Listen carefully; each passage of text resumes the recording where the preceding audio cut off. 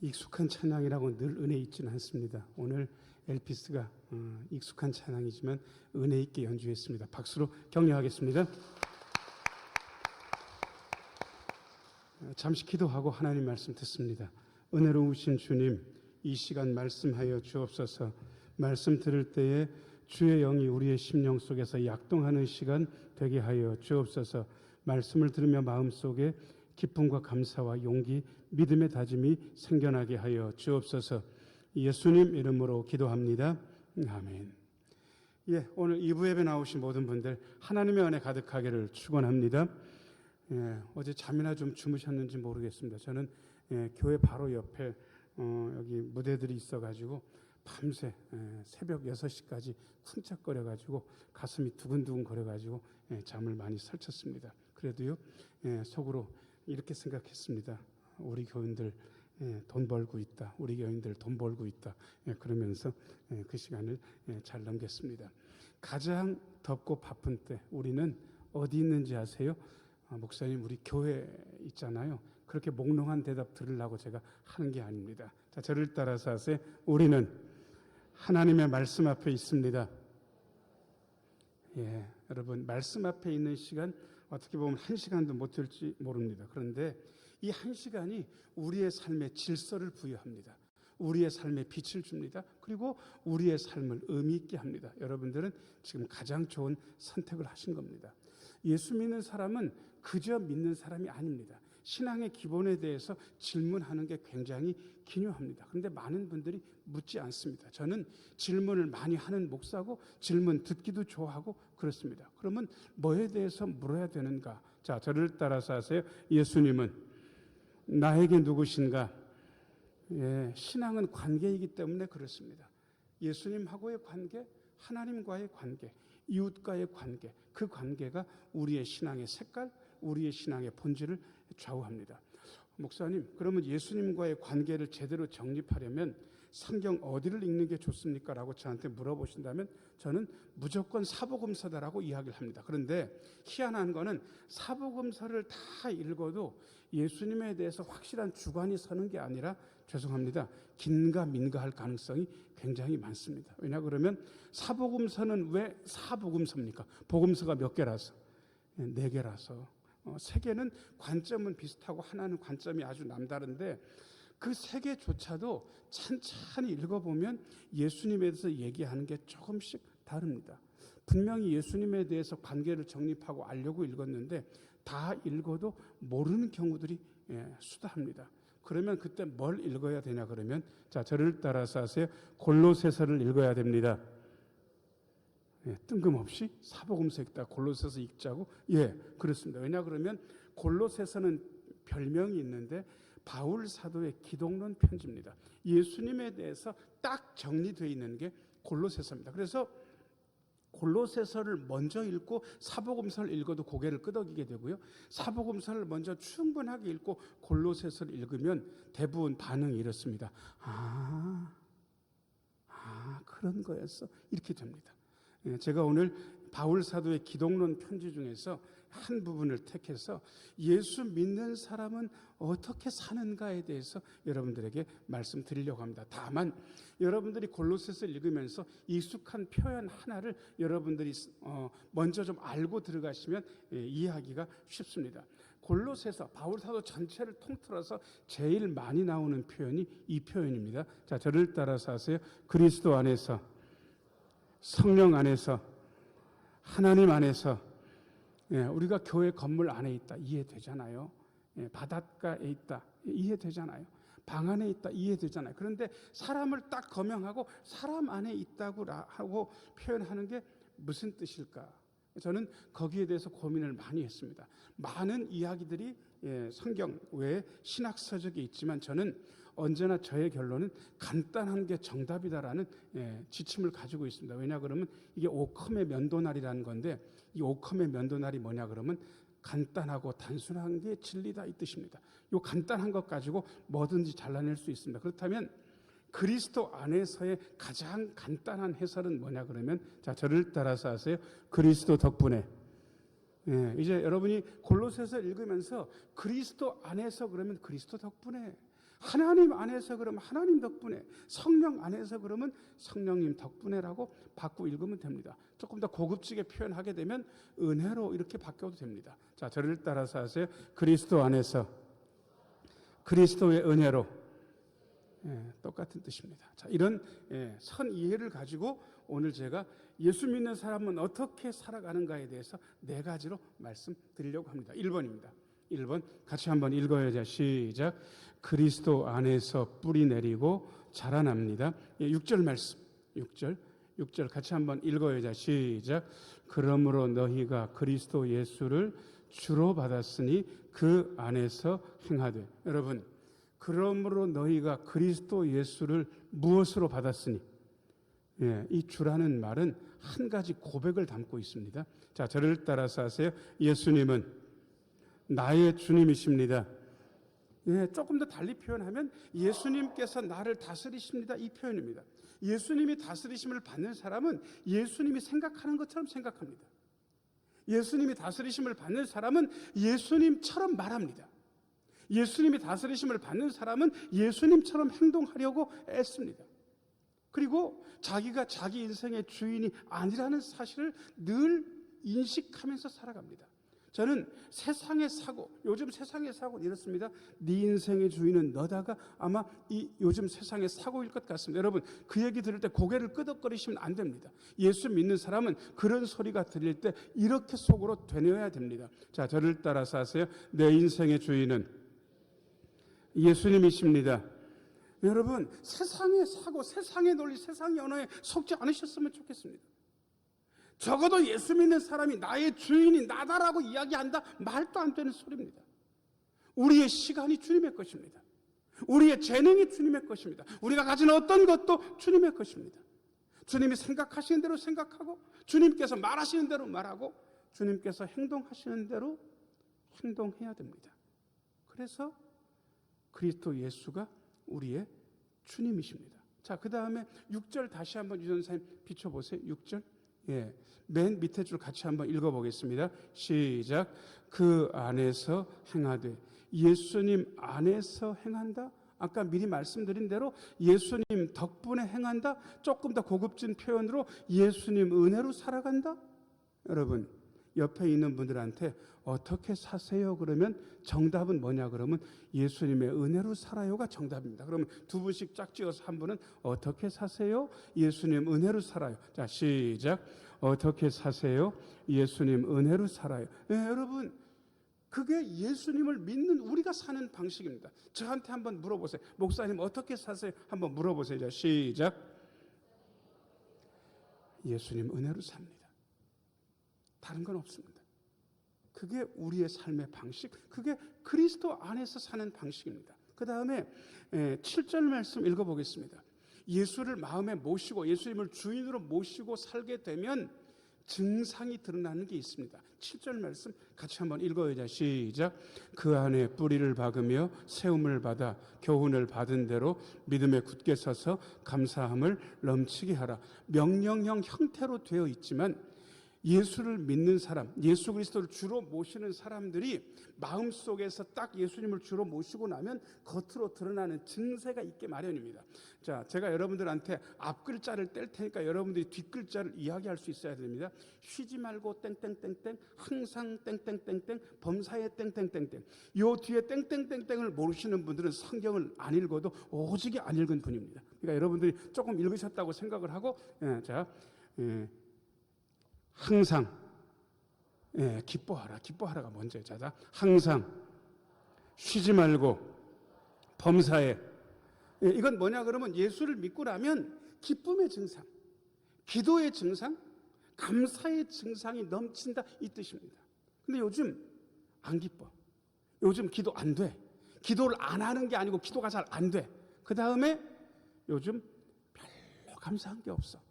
그럼 요즘 믿음이 건강한 겁니까? 믿음이 건강하지 못하고 좀 아픈 겁니까? 아픈 거예요. 그걸 스스로 진단할 수 있으셔야 돼요. 왜냐 그러면 멀쩡했는데 목이 아파요. 코가 맹맹해요. 콧물 나요. 재채기하고 기침해요.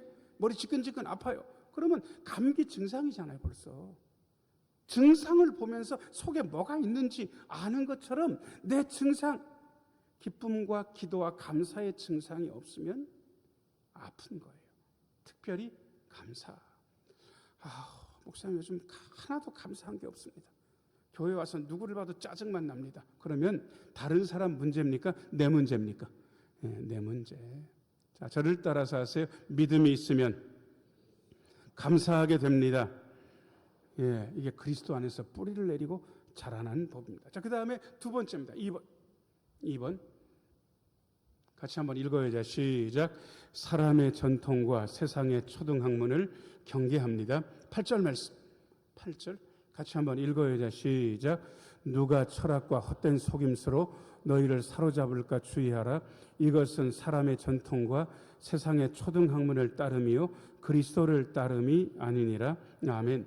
저는 예수 믿으면 안 속는 줄 알았습니다. 그런데 예수 믿는 사람도 넉넉히 속아 넘어갈 수 있다는 사실을 목회하면서 배웠습니다. 왜냐 그러면 세상이 이야기하는 게 거짓이 많은데 그 세상 사람들의 사고, 세상 사람들의 언어를 모두 다 자기의 사고와 자기의 언어로 받아들인 분들이 교회 안에 많이 계십니다. 여러분, 세상이 일러주는 게 다 맞습니까? 세상이 일러주는 게 다 옳습니까? 절대로 그렇지 않을걸요? 세상은 뭐라고 얘기하는지 아세요? 돈 있어야 돼, 이렇게 이야기합니다. 교회를 다녀도 돈이 있어야 대접을 받아, 이렇게 이야기합니다. 여러분, 세상의 논리예요. 그 논리를 여러분이 받아들이고 그걸 교회 안에서도 똑같은 태도로 다른 사람들한테 풍기며 그렇게 사십니까? 우리가 세상에 살면서 세상에 속지 말아야 됩니다. 우리는 달리 사는 사람들입니다. 주인이 다르기 때문에. 자, 저를 따라서 하세요. 우리는 주인이 다르기 때문에 달리 살아갑니다. 옆에 있는 분 얼굴 보시고요. 세상에 속지 마세요. 그러면 한 분은요, 그럼요라고 대답을 하시면 돼요. 자, 세상에 속지 마세요. 그럼요. 자, 시작. 세상에 속지 마세요. 그럼요. 세상에 속으면 안 됩니다. 자, 그런데 이거를 어떻게 판가름할 수 있냐 그러면 8절 다시 한번 비춰줘 보세요, 전사님. 자, 제가 밑에 두 줄을 읽겠습니다. 세상의 초등학문을 따름이요 그리스도를 따름이 아니니라. 신앙생활은 누군가를, 무언가를 따라가는 생활입니다. 그런데 세상의 방식, 세상이 추구하는 것을 따라가면 그것은 이미 속은 겁니다. 우리는 세상을 추구하는 사람이 아니라, 세상이 가치 있다고 하는 것을 추구하는 사람이 아니라 그리스도를 따르는 사람들입니다. 자, 저를 따라서 하세요. 우리는 예수님을 따릅니다. 어떻게 해요? 어떻게 따릅니까? 바라보아야 따를 수 있습니다. 예수님은 어떻게 바라봅니까? 성경 봐야 돼요. 내가 생각하는 예수님하고 성경이 일러주는 예수님은 현격하게 차이가 있습니다. 여러분, 예수님의 모습을 이렇게 저렇게 여러분 마음대로 그리지 않으셨으면 좋겠습니다. 성경을 펼치면 거기 예수님의 참모습이 나와 있습니다. 우리는 그 예수님을 바라보며 예수님을 따릅니다. 자, 저를 따라서 하세요. 예수님을 바라보며 예수님을 따릅니다. 세상이 말하는 본질은 우리가 본질이라고 여기는 거하고 달라요. 다를 수밖에 없어요. 우리는 중요한 것과 안 중요한 것을 세상과 달리 판단합니다. 우리는 우선순위가 세상 사람들하고 다른 존재들인 거예요. 주인이 다르니까, 생각을 달리 하니까, 언어도 다르니까, 행동도 다르니까. 저는 세상이 본질이라고 얘기하는 것이 우리에게는 비본질인 것을 많이 보았습니다. 비본질에 집착하면 본질이신 예수 그리스도를 놓치게 됩니다. 우리는 예수 그리스도를 붙잡고 예수 그리스도만 따르는 사람입니다. 세상의 것을 경계해야 됩니다. 자, 저를 따라서 하세요. 우리는 예수 그리스도만 따릅니다. 헷갈리지 마세요. 속지 마세요. 예수 믿는 사람은 속으면 안 됩니다. 자, 그 다음에 세 번째입니다. 세 번째, 같이 한번 읽어야죠. 시작. 그리스도 안에 하나님의 모든 충만이 거합니다. 되게 어려운 말이기 때문에 한 번 더 읽어보겠습니다. 시작. 그리스도 안에 하나님의 모든 충만이 거합니다. 9절 읽어보겠습니다. 9절. 9절 같이 한번 읽어야 시작. 그 안에는 신성의 모든 충만이 육체로 거하시고. 예수님 안에는 신성의 모든 충만이 육체로 거하셨다. 예수님께 해당되는 이야기가 맞습니다. 그런데 예수님을 주님으로 받아들인 우리는 예수님 덕분에 신성의 모든 충만이 우리의 육체로 거한다는 사실을 경험할 수 있어야 됩니다. 다시 말씀드릴게요. 예수님 안에 신성의 모든 충만이 예수님의 육체 안에 거하셨습니다. 다시 말하면 우리도 예수님처럼 예수님 덕분에 하나님의 모든 신적인 충만함이 우리 안에 육체로 거하는 것을 경험하고 누리고 발현해야 되는 겁니다. 이 말은 무슨 얘기냐 그러면, 자, 저를 따라서 하세요. 예수님의 신성이 우리의 손발로 드러납니다. 여러분, 예수님의 신성이 우리 안에서 숨어져 있으면 안 됩니다. 우리가 말할 때 예수님의 신성이 우리의 언어로 드러나야 됩니다. 우리가 행동할 때 예수님의 신성이 우리의 손발로 드러나야 됩니다. 조금 더 편안하게 말씀드리면, 예수님의 성품에 대해서 여러분들이 마태복음 11장을 아마 기억하시는지 모르겠습니다. 나는 마음이 뭐하고 뭐하니? 내게 와서 뭐 배우라 뭐 그런 거 있었던 것 같은데, 나는 마음이 뭐하고 뭐하니? 온유하고 겸손하니. 그 온유와 겸손이 우리의 손발로 드러나야 된다고요. 자, 저를 따라서 하세요. 예수님의 충만이 우리의 손발로 드러나야 됩니다. 그래서 신앙은 여기서 끝나지 않습니다. 어떤 분들은 딱 여기서 끝나는 분이 있어요. 들었어요. 이해했어요. 끝!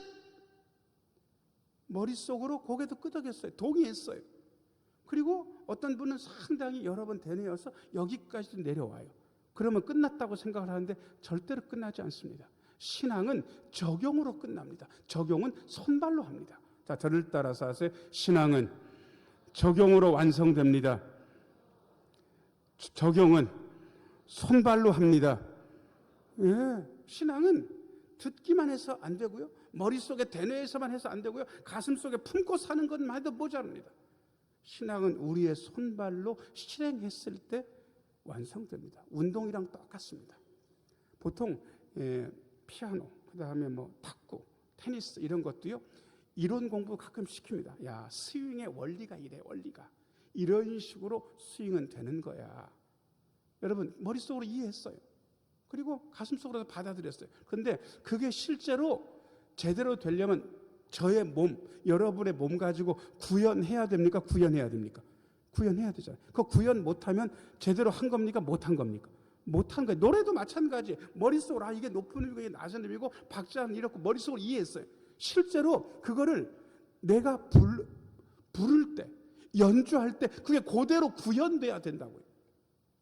구현되지 않으면 신앙은 헛거예요. 여러분, 백날 노래에 대해서 강의만 들었는데 실제로 노래 부를 때는 완전 음치박치다. 무슨 소용이 있습니까? 머릿속으로는 다 이해했는데 실제로는 축구하면서 똥볼만 찬다. 그러면 그게 무슨 소용이 있냐고요. 자, 저를 따라서 하세요. 예수님의 신성이 손발로 드러납니다. 손발로 드러나는 거예요. 자, 그 다음에 조금 건너뛰겠습니다. 15절입니다. 15절. 같이 한번 읽어야죠. 시작. 통치자들과 권세들을 무력화하여 드러내어 구경거리로 삼으시고 십자가로 그들을 이기셨느니라. 아멘. 여러분, 무력화했다, 구경거리로 삼았다, 결국 승리로 나아가는 과정이기 때문에 이거는 그냥 과정이라고 보시고 결국 십자가로 승리한 거 아니겠습니까? 누가요? 예수님이. 자, 저를 따라서 하세요. 예수님은 십자가로 승리하셨습니다. 이게 어마어마한 역설인 것을 여러분들이 알고 계시리라 생각됩니다. 십자가는 사는 겁니까? 죽는 겁니까? 죽는 거. 우리는 보통 그렇게 얘기하잖아요. 죽으면 졌다, 지면 끝났다. 그런 거잖아요. 십자가는 죽는 건데 예수님은 그 죽는 것 가지고 승리하셨다라고 바울 사도께서 예수님의 승리를 이렇게 역설적으로 표현한데, 저는 이 말씀이 우리의 신앙의 핵심이라는 생각을 여러 번 했습니다. 자, 저를 따라서 하세요. 예수님은 십자가로 승리하셨습니다. 예수를 믿는 우리도 십자가의 방식으로 승리합니다. 예수를 믿는 우리도 어떤 방식? 십자가의 방식, 희생의 방식, 십자가의 방식, 죽음의 방식 가지고 이기는 거예요. 세상은 그걸 미련하다고 그렇게 이야기합니다. 근데 우리는 그 미련한 방법을 믿음 가지고 실행하고 그리고 그 죽음 이후에 찬란한 부활을 보는 사람들입니다. 여러분, 이게 안 믿어지면요, 아직까지도 복음에 대해서 못 믿는 겁니다. 죽으면 끝이야, 지면 안 돼. 여기서만 머물러 있는 분들은 아직도 복음의 힘을 믿지 않는 거예요. 복음은 뭘 믿느냐 그러면요, 십자가의 죽음이 부활의 승리로 이끌어진다는 걸 마음으로 믿는 거예요. 그걸 받아들이지 못하면 그것은 복음의 힘을 아직도 받아들이지 않는 겁니다. 자, 저를 따라서 하세요. 예수를 믿는 우리는 십자가로 승리합니다. 예, 옆에 있는 분들 보시고요. 어떻게 이기시는데요? 그러면 십자가로 이겨요. 이렇게 대답하시면 돼요. 어떻게 이기시는데요? 십자가로 이겨요. 자, 시작. 어떻게 이기시는데요? 뭐로 이긴다고요? 예, 십자가로 이겨요. 십자가로 이기는 거예요. 자, 그 다음에 네 번째입니다. 네 번째. 예수를 믿는 우리는 어떻게 살아가는지 같이 한번 읽어요. 자, 시작. 외형적 신앙과 거짓 겸손을 거절합니다. 예, 16절 말씀. 16절 말씀. 같이 한번 읽어요. 자, 시작. 그러므로 먹고 마시는 것과 절기나 초하루나 안식일을 이유로 누구든지 너희를 비판하지 못하게 하라. 아멘. 여러분, 예수를 믿으면서 어떤 분들은 무엇을 먹는다, 무엇을 안 먹는다를 지킵니까? 지킵니까? 지키는 분들이 있어요. 여러분, 고난주간에 어떤 분들은 고기 먹습니까? 고기 안 먹습니까? 안 먹어요. 또 어떤 분들은 예수님 부활하셨는데 그건 뭐 신경 쓰냐? 먹어도 괜찮지. 또 기쁘게 먹는 분들이 있어요. 여러분 생각에 1번 안 먹는 분들이 옳다. 2번 먹는 분들이 옳다. 3번 둘 다 틀렸다. 4번 둘 다 맞다. 믿음으로만 했으면. 자, 1, 2, 3, 4번 중에 정목사가 굉장히 어려운 문제 드린 겁니다. 4개 중에 하나 고르라는 건 엄청나게 어렵지만 요령은 똑같습니다. 언제나 뒤쪽이 정답입니다. 1번 안 먹는 게 옳다. 2번 먹는 게 옳다. 3번 먹든지 안 먹든지 다 틀렸다. 4번 먹든지 안 먹든지 믿음으로만 했으면 다 맞다. 자, 1, 2, 3, 4번 중에 뭐가 정답입니까? 4번이 맞아요. 4번. 왜 그러냐 그러면 제가 재미난 얘기 해드릴게요. 날이 추워요. 근데 세상에 날이 춥게 되면 닭은 나무 위로 올라가려고 애를 써요. 높은 곳으로. 닭장 위에라도 올라가려고 애를 써. 근데 날이 똑같이 추운데 오리는 위로 올라갈 것 같습니까? 물속으로 들어갈 것 같습니까? 여러분, 아니 똑같은 추위인데 닭은 위로 올라가려고 그러고 오리는 물 밑으로 기어 들어가는 거예요. 여러분, 추위를 피하는 방법이 닭이랑 오리가 같습니까? 다릅니까? 달라요. 그러면 둘 다 틀린 겁니까? 둘 다 맞는 겁니까? 둘 다 맞아요. 닭한테는 올라가는 게 맞고 오리면 내려가는 게 맞아요. 물속으로. 그러면 맞는 거잖아요. 우리가 어떤 때는요, 희한한 것 가지고 싸워요. 제가 보기엔 둘 다 옳은데 너도 맞고 나도 맞다 그러면 끝나버린 건데 넌 틀렸고 나는 맞아.